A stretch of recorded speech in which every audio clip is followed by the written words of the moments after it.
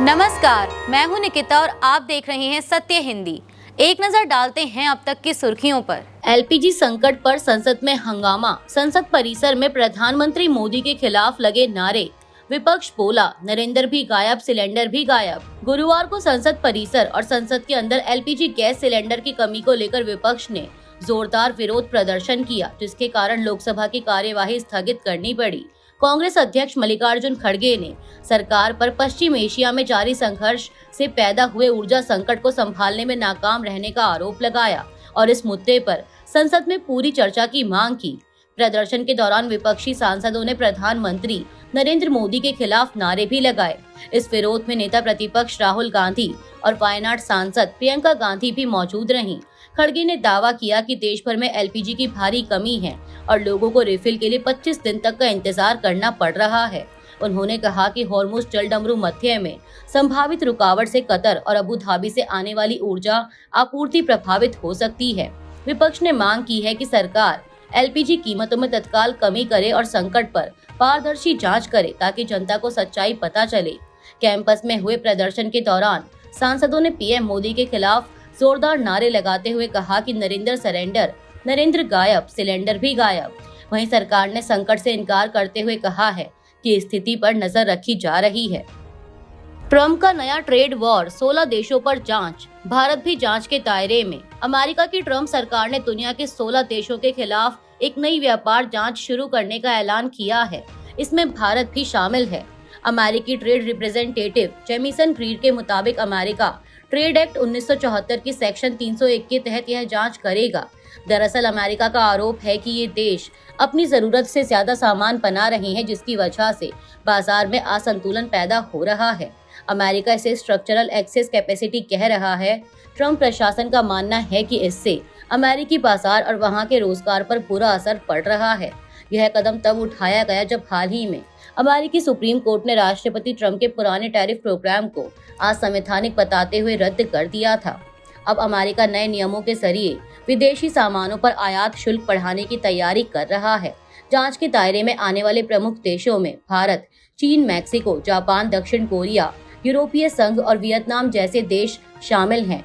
भारत का नाम आने के बाद कहा जा रहा है कि इतना नतमस्तक होने के बाद भी ट्रंप भारत को झटके दिए जा रहे हैं। तेल बाजार में उछाल, ब्रेंट क्रूड $100 प्रति बैरल के पार। अमेरिकी तेल टैंकर पर इराक में हमला, एक भारतीय की मौत। ईरान ने हॉर्मुज स्ट्रेट में मचाई अफरा तफरी। एशिया में गुरुवार को ब्रेंट कच्चे तेल की कीमत बढ़कर $100 प्रति बैरल तक पहुंच गई। इसमें लगभग 9% की बढ़ोतरी दर्ज की गई है। ब्रेंट क्रूड दुनिया में तेल की कीमत तय करने के सबसे बड़े मानकों में से एक है। अमेरिका और ब्रिटेन समेत कई देशों ने आपातकालीन तेल भंडार से रिकॉर्ड मात्रा में तेल निकालने की घोषणा की है, लेकिन इसके बावजूद कीमतों में गिरावट नहीं आई। इस बीच ईरान ने हॉर्मुज स्ट्रेट से गुजरने वाले जहाजों को लेकर अपनी धमकियां भी जारी रखी। बता दें कि यह समुद्री रास्ता दुनिया के करीब 20% तेल की आवाजाही के लिए काफी अहम माना जाता है। इराक में भारत के दूतावास ने एक बयान में कहा है कि कच्चा तेल ले जा रहा अमेरिका का एक टैंकर इराक के बसरा के पास हमले का शिकार हुआ है। दूतावास के मुताबिक इस हमले में एक भारतीय की मौत हो गई। हालांकि दूतावास ने यह नहीं बताया कि यह हमला किसने किया। सोशल मीडिया प्लेटफॉर्म एक्स पर जारी एक बयान में दूतावास ने कहा कि 11 मार्च 2026 को इराक के बसरा के पास मार्शल आइलैंड के ध्वज वाले एक अमेरिकी कच्चे तेल के टैंकर सेफसी विष्णु पर हमला किया गया। बयान में कहा गया है कि जहाज पर मौजूद बाकी 15 भारतीय क्रू मेंबरों को सुरक्षित स्थान पर पहुंचा दिया गया है। बगदाद स्थित भारतीय दूतावास ने कहा कि वह इराकी अधिकारियों और बचाए गए भारतीय नाविकों के साथ लगातार संपर्क में है और हर संभव मदद मुहैया कराई जा रही है। दूतावास ने मृतक क्रू मेंबर के परिवार के प्रति गहरी संवेदना जताई है। फारस की खाड़ी और स्ट्रेट ऑफ हॉर्मुज के समुद्री रास्ते पर तनाव बढ़ गया है। गुरुवार सुबह शिपिंग कॉरपोरेशन ऑफ इंडिया के 2 तेल टैंकर पुष्पक और पिरामल बिना किसी सैन्य एस्कॉर्ट के सुरक्षित रूप से हॉर्मुज स्ट्रेट पार करने में सफल रहे। हालांकि इसी दौरान 3 अन्य तेल टैंकरों पर ईरानी प्रोजेक्टाइल से हमला किया गया, जिससे उन्हें नुकसान पहुंचा। कांडला जा रहा थाई जहाज मयूरी नारी भी हॉर्मुज से गुजरते समय हमले का शिकार हुआ और उसके जहाज के ढांचे को क्षति पहुंची। शिपिंग विशेषज्ञों के अनुसार ईरान जंगी जहाजों के एस्कॉर्ट को अनुमति नहीं दे रहा है, जिससे टैंकरों को जोखिम उठाकर गुजरना पड़ रहा है। रिपोर्ट के मुताबिक अब तक ईरान द्वारा इस क्षेत्र में 19 जहाजों को निशाना बनाया जा चुका है, जिसमें करीब 7 लोगों की मौत हुई। इस बीच यूएनएससी में भी एक प्रस्ताव पारित कर खाड़ी क्षेत्र में बढ़ते हमलों के बीच सदस्य देशों को आत्मरक्षा का अधिकार देने की बात कही है। विशेषज्ञों का मानना है कि होर्मुज में बढ़ता तनाव वैश्विक ऊर्जा आपूर्ति को प्रभावित कर सकता है। यूएनएससी में ईरान के खिलाफ प्रस्ताव पारित, भारत ने किया समर्थन, रूस ने बनाई दूरी। संयुक्त राष्ट्र सुरक्षा परिषद यानी यूएनएससी में ईरान को लेकर एक अहम प्रस्ताव पारित हुआ है। इस प्रस्ताव को भारत समेत 130 से ज्यादा देशों ने सह प्रायोजक के रूप में समर्थन दिया।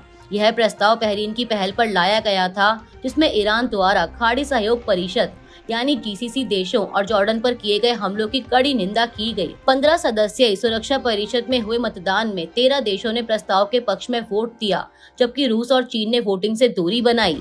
बता दें कि प्रस्ताव में कहा गया है कि ईरान के हमले अंतर्राष्ट्रीय कानून का उल्लंघन है और इससे वैश्विक शांति और सुरक्षा को गंभीर खतरा पैदा होता है।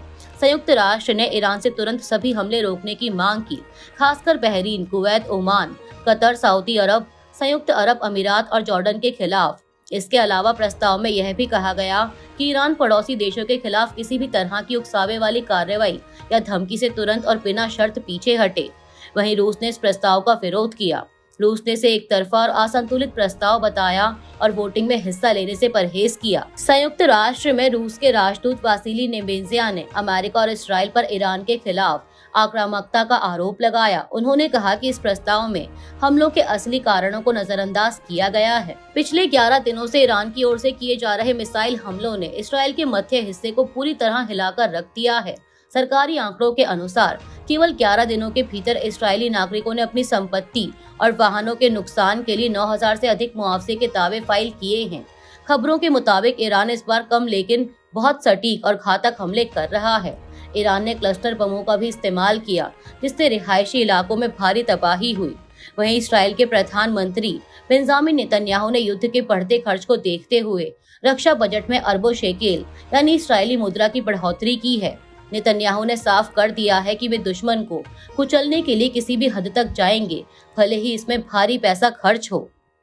ईरान में स्कूल पर हमले में अमेरिका की गलती, शुरुआती जांच। अमेरिकी अखबार द न्यूयॉर्क टाइम्स की रिपोर्ट के अनुसार 28 फरवरी 2026 को ईरान के मिनाब शहर में एक प्राथमिक स्कूल पर हुआ घातक मिसाइल हमला अमेरिकी सेना की गलती का नतीजा था। शुरुआती जांच में सामने आया कि डोनाल्ड ट्रंप के नेतृत्व में शुरू किए गए सैन्य अभियान ऑपरेशन एपिक फ्यूरी के दौरान यह हमला हुआ। रिपोर्ट के मुताबिक अमेरिकी यूनाइटेड स्टेट्स सेंट्रल कमांड ने पुराने खुफिया डेटा के आधार पर टारगेट तय किया, जिसमें शजरहा तैयबा एलिमेंट्री स्कूल की इमारत को सैन्य ठिकाना बताया गया था, जबकि वह 2013 से 2016 के बीच स्कूल में बदल चुकी थी। इस हमले में कम से कम 175 लोगों की मौत हुई, जिनमें अधिकतर बच्चे और स्कूल स्टाफ थे। मिसाइल के टुकड़ों में अमेरिकी निशान मिले और सैटेलाइट तस्वीरों से भी स्कूल और पास के बेस पर एक साथ हमले की पुष्टि हुई। इससे पहले ट्रंप ने दावा किया था कि हमला ईरान ने खुद किया, लेकिन विशेषज्ञों का कहना है कि टॉमहॉक मिसाइल सिर्फ अमेरिका के पास है। वहीं पेंटागन ने कहा है कि मामले की जांच अभी जारी है। जंग खत्म करने के लिए ईरान की 3 शर्तें, मुआवजा और सुरक्षा गारंटी की मांग। ईरान के राष्ट्रपति मसूद पेजेश्कियान ने अमेरिका और इस्राएल के साथ चल रही जंग को खत्म करने के लिए 3 बड़ी शर्तें रखी हैं। पेजेश्कियान ने कहा कि यह युद्ध इस्राएल और अमेरिका की कार्रवाई से शुरू हुआ और अगर इसे खत्म करना है तो पहले कुछ अहम कदम उठाने होंगे। ईरान के राष्ट्रपति के मुताबिक सबसे पहली शर्त यह है कि ईरान के वैध अधिकारों को स्वीकार किया जाए, यानी अंतर्राष्ट्रीय स्तर पर यह माना जाए कि ईरान को अपनी सुरक्षा और संप्रभुता से जुड़े अधिकार हासिल हैं। दूसरी शर्त यह है कि ईरान को हुए नुकसान के लिए मुआवजा दिया जाए। पेजेश्कियान का कहना है कि युद्ध और हमलों में जो नुकसान हुआ है उसकी भरपाई करनी होगी। तीसरी और सबसे अहम शर्त है कि भविष्य में ईरान पर दोबारा हमले ना हो। इसके लिए अंतर्राष्ट्रीय स्तर पर ठोस गारंटी दी जाए। ईरान का कहना है कि अगर इन 3 शर्तों पर सहमति बनती है तभी इस युद्ध को खत्म करने की दिशा में आगे बढ़ा जा सकता है। जम्मू में फारूक अब्दुल्ला पर जानलेवा हमला नाकाम, उठे सवाल, हमलावर इतना करीब कैसे पहुंचा? जम्मू में बुधवार रात को जम्मू कश्मीर के पूर्व मुख्यमंत्री फारूक अब्दुल्ला पर जानलेवा हमला करने की कोशिश की गई। यह घटना ग्रेटर कैलाश इलाके में एक शादी समारोह से लौटते समय हुई, जब एक व्यक्ति ने बहुत करीब से उन पर गोली चलाने की कोशिश की। हालांकि उनकी सुरक्षा में तैनात क्लोज प्रोटेक्शन टीम ने तुरंत कार्रवाई करते हुए गोली को डिफ्लेक्ट कर दिया, जिससे फारूक अब्दुल्ला और वहां मौजूद उप मुख्यमंत्री सुरिंदर चौधरी सुरक्षित बच गए। पुलिस ने हमलावर को मौके पर ही पकड़ लिया, जिसकी पहचान 63 वर्षीय कमल सिंह चामवाल के रूप में हुई है, जो जम्मू के पुरानी मंडी इलाके का रहने वाला है। पुलिस के मुताबिक वह नशे की हालत में था और पूछताछ में उसने बताया कि वह करीब 20 साल से फारूक अब्दुल्ला को निशाना बनाने का मौका तलाश रहा था। घटनास्थल से एक पिस्तौल भी बरामद की गई है। इस घटना पर जम्मू कश्मीर के मुख्यमंत्री उमर अब्दुल्ला ने चिंता जताई और कहा कि बड़ा सवाल यह है कि कड़ी सुरक्षा के बावजूद कोई व्यक्ति इतना नजदीक कैसे पहुंचा। पुलिस मामले की जांच कर रही है। अभी के लिए इतना ही। बाकी की देश दुनिया की बड़ी खबरों के लिए जुड़े रहिए सत्य हिंदी के साथ। Copyright disclaimer under Section 107 of the Copyright Act 1976. Allowance is made for fair use for purposes such as criticism, comment, news reporting, scholarship, and research. Fair use is a use permitted by copyright statute that might otherwise be infringing.